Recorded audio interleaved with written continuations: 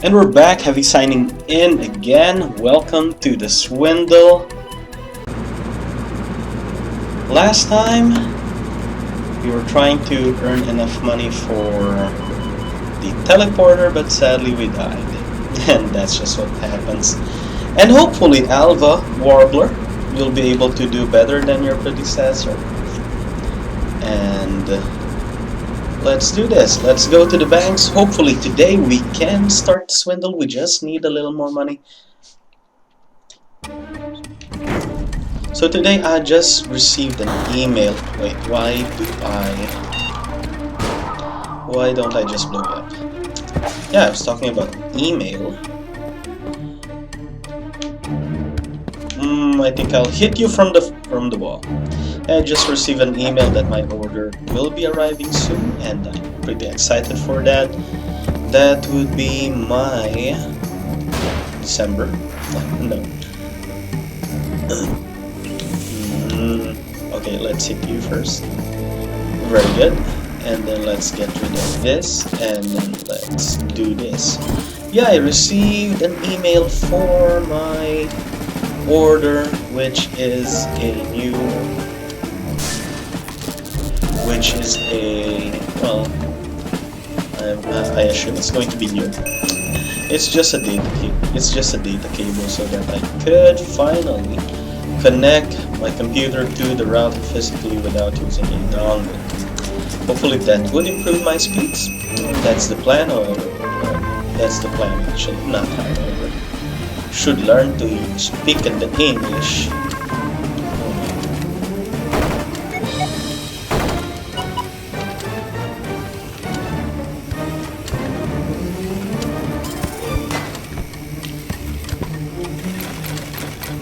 Okay, can't electrocute them. Sorry, I lost my train of thought there for a moment. But yeah, my new router is coming. My new cables are coming in. I'm slowly rebuilding the network in order to get our shit in order as best as we can.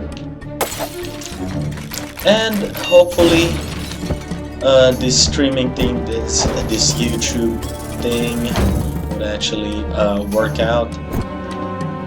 I mean, I'm not really after a career here, honestly. It's just a way for me to find a reason to actually find. Well, it's just so that I have a reason. No, please don't explode there. Explode here. Explode down there. Yes, very good. Excellent.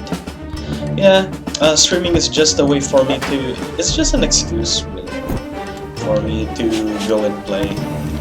Because one thing that I found while working overseas is that your life is just to be mostly work and home. The chances for you to go out is not that many, especially if you live in a place like this where people, where the culture is really countering to what you're used to. That's why I was talking to my parents the other day regarding this topic, and the best adjective they can use for the people from here is that they're kind of weird. And I guess if you are meeting people of a different culture, you would be describing them as weird. I think that's understandable. I don't think it's the best way to describe people, but I understand completely why that is. But being intolerant towards other people, that's a whole other story altogether. I mean, you could find people weird, but you don't necessarily have to act on it. Common decency and all that, because we are a world of different. Oh my god, thank you for that skill, but let's use it immediately. Oh, I thought I was going to get hit by the spikes there. But yeah, we come from different backgrounds, different cultures, and appreciating those differences is the key to world peace. So, world peace, complicated issue. Yeah, issue. It's a complicated issue. sometimes people look at the differences and that's all they see, how they are different from other people, and frankly, who can blame them? It's because of those differences that people are persecuted, that people are treated differently. I know the feeling. I'd hate to call people people as racist because of them seeing me differently. Of course, the different reasons for them to be confused as to how I behave or how I react. Is going to be different from them, especially how language works, how a lot of those factors actually work. So again, I think because of the large variance on how we grew up as people, how we interact with people of different. Oh no, that's not what I'm trying to say. It's because of the way our society works, depending on where you are. Definitely, it's just our job to actually be more understanding, I guess. To accept that, okay, not everyone is like us, or not everyone could be like us, and how we respond to that is, what do you call this? Okay, I'm losing my train of thought here for for some reason. I'm unable to create basic sentences. But I guess the point I'm trying to make is that, yeah, I live in a place where their culture is different, and I have to live with that, I guess. I hope I'm making a point, because this is about this is a simple reflection on my experiences here so far, where of course because of the cultural differences is I'm having a hard time interacting with people, and that's kind of weird for me, given the especially I'm the kind of guy who, please go here. And I died. But yeah, ever since I came here, I had some difficulty trying to adjust to their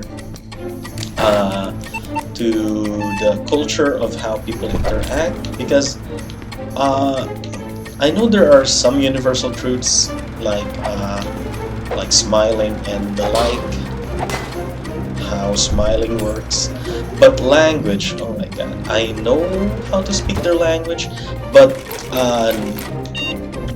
understanding the context behind how language is used, that's a different pot of potatoes altogether. Because despite me, if you're going to look at how words work, because we do have a thing in language called metaphors, and that affects the way how some words are, or some sentences are actually understood. And because of that, wait, let me go through here please, and let me kill you guys. Alrighty. Yeah, because of the way we use language, we may be trying to we may want to say something, but something different comes out. Does that make sense? I'm not making sense right now. I guess the point here is that this knowing how to speak a language, and actually knowing that means having the ability to create context is different, and that actually affects how people would actually treat you. Because just the other day, or well, not really just the other day, but some time ago, I think I was at the store, and boom goes the dynamite. I think I was at the store, and the cashier was asking me something, and I think I responded in a way that was kind of weird for them, because people don't generally respond like that. I think that's what happened there. But yeah, so if you are trying to create contents, that requires a lot more than just knowing the language. You need to interact with people. You need to know how they move. You need to know how their minds work. Let me place a bomb here, please. You need to know how they use the language, because in my mother tongue, which is Tagalog, people have... Oh gosh, it's just right. And here we are. Now, what's our strategy here? I think I just explode this. Or let's find a little way around. Don't have to meet and greet the sniper. And be careful with stairs. You could fall down and you could die. But yeah, how we use our language, especially in Filipino, we have our own... no, please don't die. We have our quirks in using the language that if you're a new speaker, it wouldn't really make sense. Maybe it's best for me to give an example. If we say, whoop up, let's get out of here already.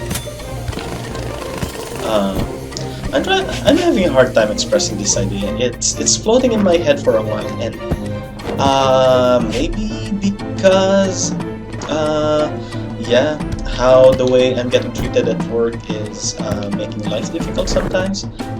Because just because I don't necessarily know how to express myself does not mean that I don't know what I'm doing. I guess, yeah, that's what I want to say.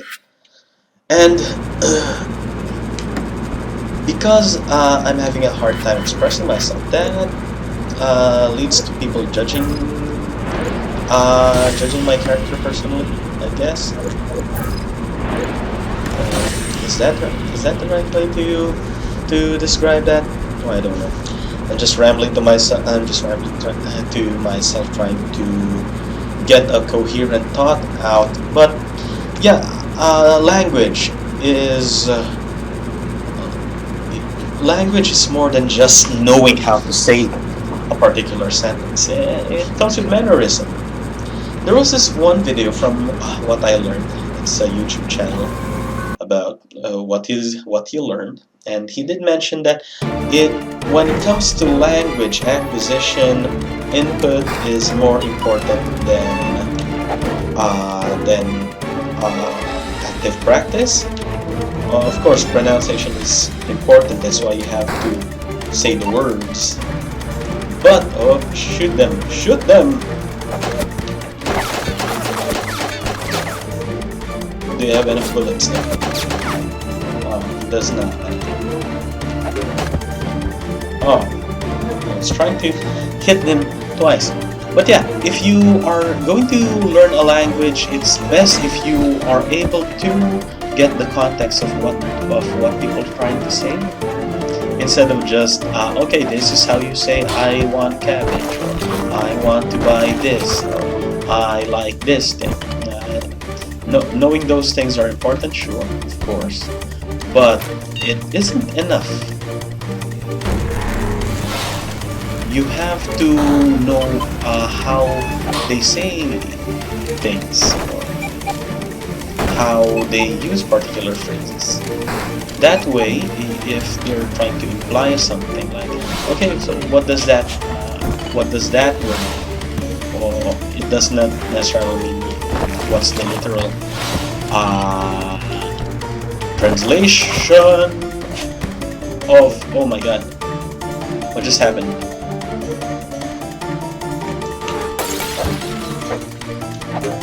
Okay, yeah, when somebody, for example here, when somebody says, what does that mean? It could mean, what do you imply from that statement? Not really Okay, what is the translation of that thing right over there? That's why I had this experience one where I was trying to say that I don't understand. It's not that I don't understand the sentence because I understand what it means, but the context behind that or the story behind the question. For example, she was asking me, what was the question? Why do you feel this way? And I said, I don't understand. And it's not that I don't understand what she was trying to say. I don't understand why she was asking the question. So I had to repeat myself, but my command of the language isn't that great.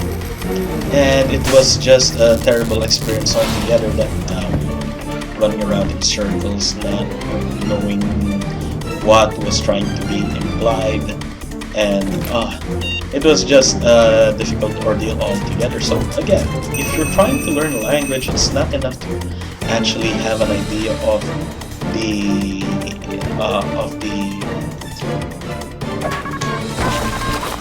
oh no, I panicked a little there because I didn't know what was going to happen. But yeah, it's not enough that you know the definition of words or you know how particular sentences work. It's you have to have a grasp of how certain. Oh wait, let me just leave here. The Swindle is always a stressful ordeal, considering that if I fail here, we're going to have to do this all over again. But yeah, language. It's not enough to know what words. You have to get context as well. That's why the thing with that YouTube video that I mentioned earlier about what I've learned, what he said makes a lot of sense actually, because yeah, you could learn a particular sentence, how it's being said, but let's go down, let's go to the right. But then, did you really understand? No.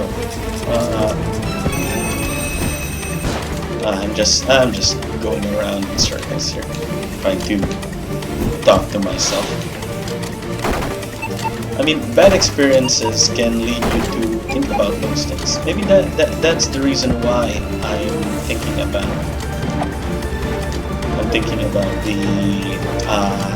my language speaking skills. Because if you're a foreigner in a foreign country where you speak drastically different languages and the people here don't even speak English, it's going to be a hard time for everybody, because it's just everything's confusing, and they just killed each other. And that was awesome. Holy moly, I like that so much. But yeah, because of those experiences, I tend to be neurotic about these things.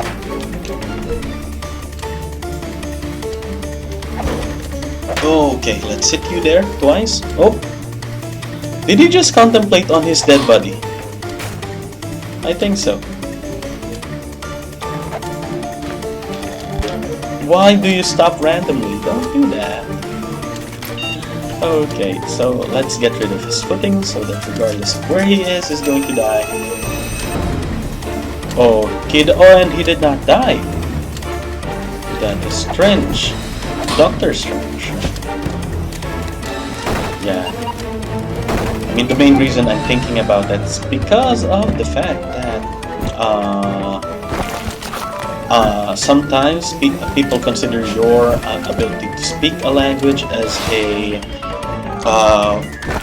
measure of your intelligence, which is kind of absurd, because of the way languages work, where I know it's a basic skill, but I am a foreigner in a particular country.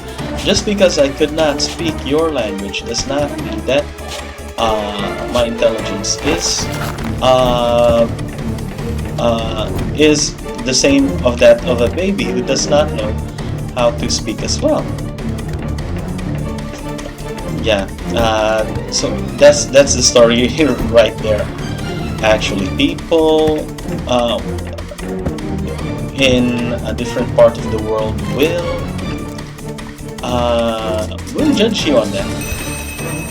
Language, your proficiency in how you communicate with them, would be a measuring stick on your competency. Well, if that's it, but it's absurd, right? If you're going to consider that as the standard for intelligence, then wait. I need to leave, and I'm protected, and that is a victory once again. Yeah, baby. Okay, second game, second run, second win. We are on a roll. And 38 days remaining. So what's our score? But yeah, like I was saying, language becomes a measuring stick for intelligence sometimes for some people. I'm not saying everyone, but given my experiences here, I think that's how they see it. So if you plan on going to another country to work and they don't speak your language, or they don't speak a language that you know, like English, be prepared for some judgment. Which leads me to a personal reflection, I guess.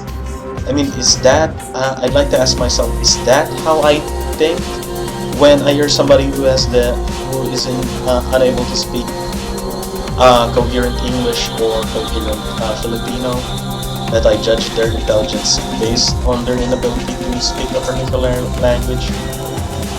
I mean, just the other day I was conversing with some of my friends regarding this specific topic right here, that how come in a country where where a good where a good number of the population is educated in the tertiary level, so we have our bachelor's degree or higher, our ability to speak English is still unsatisfactory? And I would think to myself, I think that's not true.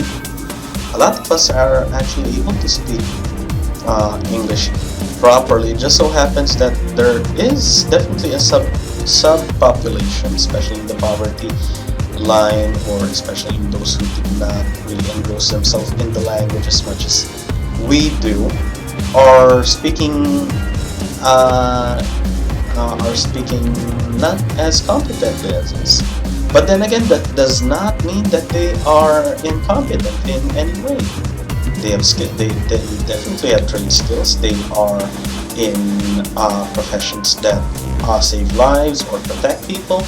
Like in the hospital, I know there are a lot. The nurses there are graduates of the tertiary level. They have their bachelor's degree.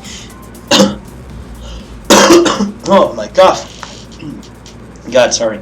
But yeah, they have their bachelor's degree, and they are veteran nurses who have been working in the field for so long that just they are, but their English is not that great. I would know. I help them with their thesis. But that does not mean they are incompetent. They happen to be one of the best nurses in the world. Just so happens that they can't speak English, and that should not be a way to measure a person. Language isn't everything that the mind does. I know it's a big part. We communicate with other people all the time, but yeah, maybe I'm just I'm kind of depressed or kind of angry at that fact. I mean, I'm trying to understand it. I understand why it happens. Does not mean I'm happy about it though, because well, I guess it's just a matter of pride. If people are treating me not as well but I'm still able to do my job. I'm still earning the money that I need to earn. I guess I'm not really in the position to complain. Maybe I just want a better world where we are in a society where people are not judging people based on their own certain limitation that they had, or something that they don't really have control over, like language, um, like their race or their gender or whatever. Yeah. Well, this goes around. This turns into a topic of tolerance once again. I mean, how do we judge people? How do you measure a person if you see them for the first time? When you make your first impressions, what do you do? What do you look at? Do you look at how they look? Do you look at how they speak? What do you observe about them? What makes you judge them? Well, it's a complicated issue, and I think I'm enjoying talking about complicated issues. But anyway, yeah, that was the Swindle, and we did it in less than half an hour. That was awesome. I think we should start a new run, since we do have time. And, well, at this point, I'd like to finish some achievements already. One of them may be to get Jack Beresford to actually steal the Devil's Basilisk this time, but I don't know if I'm that good to actually get the Spring Hill Jack achievement. So the Spring Hill Jack achievement basically asks that you steal the Devil's Basilisk with the first thief that you have, which is always Henry Beresford. So Henry Beresford must be Spring Hill Jack, but that requires that he does not die or does not get caught in any of the heists that we do moving forward. Not a particularly easy task. The longest that I've been able to keep a thief alive was, I think, nine swindles, 9 heists, I mean. And that was on the Switch. For this one, I think I got 8. I can't remember. Oh no, do not stick to the walls yet. I forgot. Okay. But yeah, we could attempt for Spring Hill Jack. I am just not that confident that we'll be able to do that. But Spring Hill Jack. So is Henry Beresford Spring Hill Jack? That's something that I was planning to Google the other day, but didn't really come into mind. But it's not that important. I mean, the reason why I've been going on that tangent about language and all that is because of the stresses of working overseas in a place where they don't understand you. Or no, we understand each other. Where your inability to what do you call this? Your inability to express yourself through their language is becoming a point of judgment for them.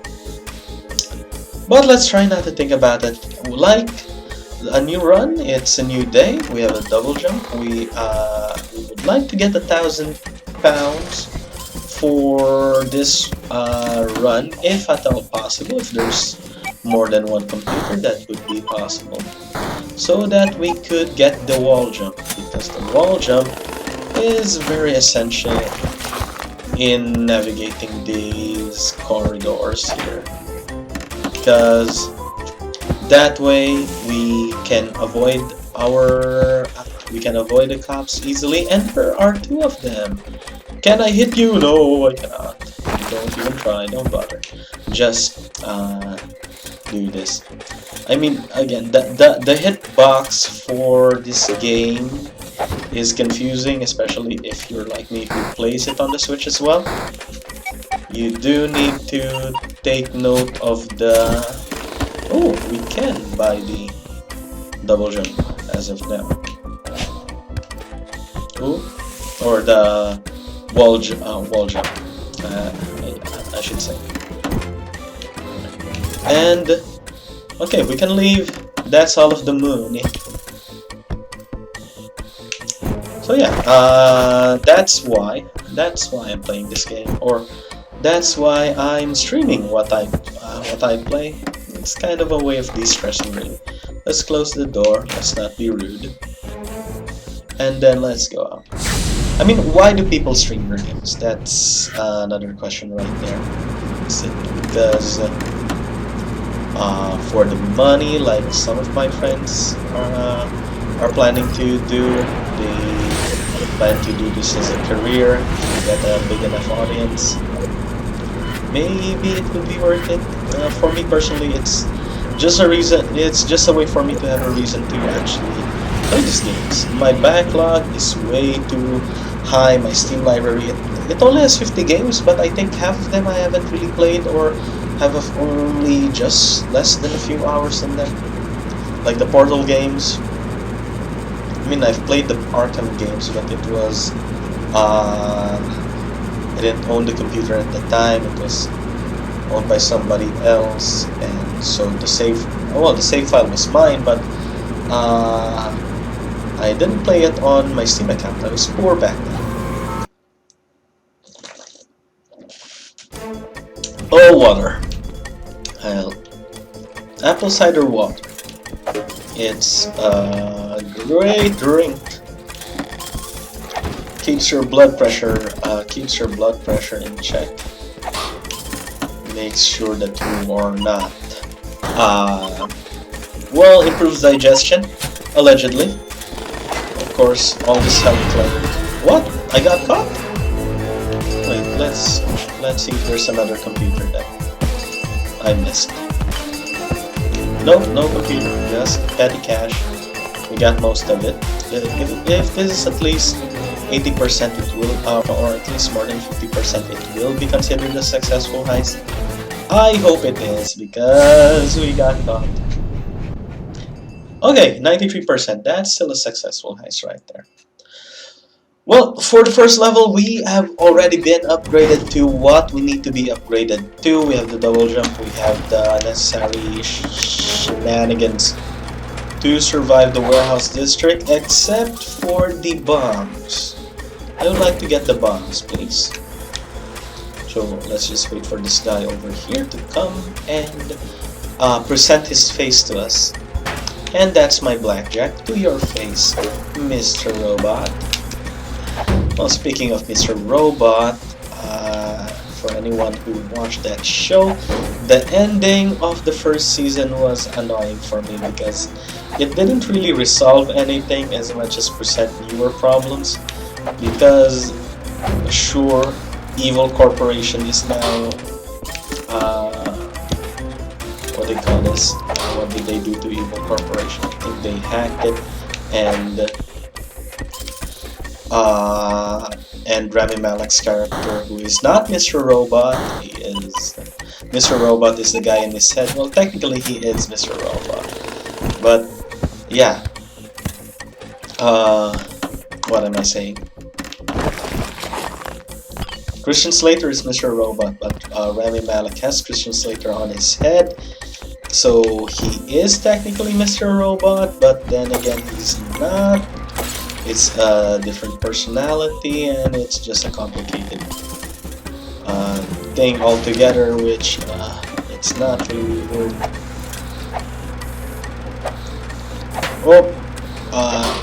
Placing some thought into. And let's get rid of you.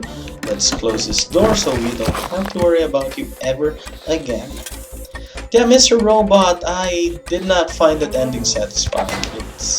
It's a cliffhanger, and I hate cliffhangers because given the status of series these days, where so many pilots are getting cancelled and the like, just like Constantine. God damn that show. Why did they have to make that teaser at episode 10 only for them to announce that Constantine will no longer be renewed for a second season, and that episodes 11, 12, and 13 will no longer be aired? Oh, I hated that so much. So yeah, I try not to get invested. I try not to get invested in cliffhangers. Cliffhangers are just, are just annoying, or maybe not. Getting invested is not the right word there, or the right phrase there. It's that I don't care for shows who would like to end their series on a cliffhanger, especially if they're, what do you call this? Their life in the studio, in the uh, I'm trying to make coherent thoughts, but I'm losing it again. But yeah, their life in the network. That is what I'd like to say. The computer's over there. Wait, no, you will not kill Henry. This is one of the times where it's better to just run away. It's okay if we fail one heist. Yeah, that should not be a big deal, because we have a lot of heists to go, and we have a long way to go. Still 95 days, more than enough time to cut our losses, to make sure to gather enough money to actually be able to finish this game. But yes, I can win. Maybe I am good at this game after all. I just needed to believe in myself. Yeah. But the algorithm for algorithm. I'm speaking a lot about algorithms in the previous episode, but the algorithm for, or the metagame, that's the best way to describe it. The metagame for the Swindle is really simply knowing when to run, know when to hold them, know when. Kenny Rogers song, The Gambler. Parents really love Kenny Rogers. I've listened to his songs my entire childhood because my parents will play them every Sunday morning. I mean, I think every family has that. Their parents once a week, or maybe even daily, would be playing a song from their time, from their generation. They would be playing their Justin Bieber's, or their version of Justin Bieber's for the entire house to hear. Mostly Sundays. For some reason, Sundays is because that's when they'd like to rest. I'd like to believe that that's the reason why they would just play the songs at full volume. Yeah. Well, you know, kids don't like their parents' music. It's just a given fact. And oops, I just got caught there.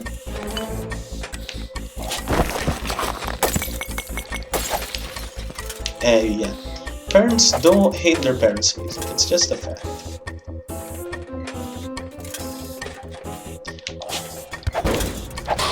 And let's go. Yeah, but eventually, as I grew up, I did manage to actually enjoy the music being the music from my parents' generation. But my taste has been shaped, of course, by whatever's being played on the radio when I was a kid. Those would be boy bands, those would be you have your Backstreet Boyses and your Westlives and your Mofats and your other guys. But other than that, in the Philippines, there was a rock renaissance as well during the 90s, where there were a lot of bands like Shakol, Eraserheads, Ronkin and Edgar were at their prime, and that's why my taste for music is kind of weird. It's a weird combination of rock and pop, or popular music. Where I mean, I like it when the voices of the singers aren't shit. Or for example, for Westlife, at least they knew how to sing, or at least they can sing properly. I'm not saying One Direction does not know how to sing, they probably know how to sing. But These days, it's more about how the artist looks than how they perform. At least in my opinion, that's how I view what's happening here. And yeah, at least that's the impression I'm getting. Because is it really are popular musicians really designed to become what do you call this? Do they really have to become sex symbols or something? I don't think sex symbol is the right description, but I think you know what I mean. People who uh, who elicit the reaction in girls, where they need to think that they could be with that artist. Because I remember, oh, let's just get rid of this. It's going to catch me if we don't leave. But yeah, go to, and I don't think the last one's worth it. Do we have? Oh, we have a bomb. We can get the other one, but this one, let's try to get it from the other one. I mean, let's try to get it from the other side. But yeah, pop artists. Do they really need to be made into people that girls would actually think they could date? Because I think that's the whole thing for boy bands, isn't it?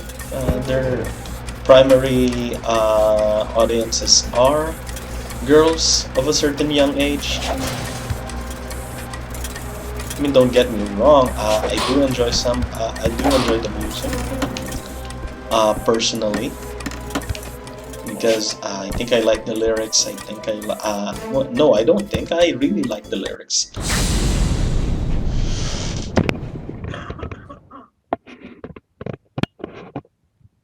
Oh, I had to cover my microphone there. I had another cough. I mean, I've recovered from my flu, but not completely. I'm still coughing a lot. And yeah, I'm still coughing a lot.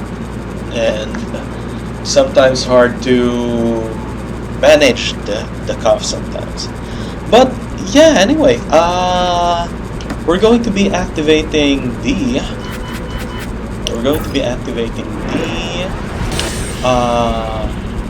warehouse district for now, and let's continue in the next one.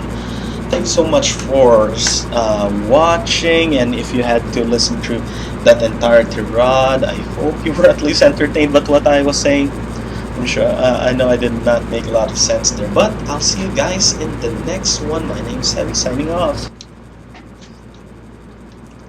Signing off. Yes.